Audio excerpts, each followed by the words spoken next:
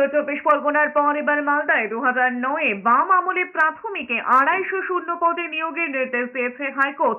বিচারপতি রাজাশেখর মান্থা 2 মাসের মধ্যে চাকরি দিতে নির্দেশ দিয়েছেন। ফলে 15 বছর পর মালদায় প্রাথমিকে চাকরি পেতে চলেছেন 250 প্রার্থী। চলতি বছরের 24শে এপ্রিল পর্যন্ত হাইকোর্টে মামলাকারী সবাইকে চাকরি দেওয়ার নির্দেশ দিয়েছেন বিচারপতি। মামলাকারীদের নথি যাচাই করে তালিকা তৈরির নির্দেশ দিয়েছে হাইকোর্ট।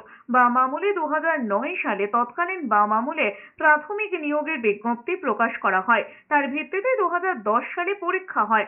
পরের 1 বছরের মধ্যে বেশিরভাগ জেলার নিয়োগ সম্পূর্ণ হয়ে গেলেও 4টি জেলায় নিয়োগ হয়নি। উত্তর ও দক্ষিণ চব্বিশ পরগনা, হাওড়া ও মালদা ছিল তালিকায়, কিন্তু নিয়োগ প্রক্রিয়া বন্ধ হয়ে যায়। এরপরে বিভিন্ন জেলার প্যানেলভুক্ত চাকরি প্রার্থীরা মামলা করেন হাইকোর্টে।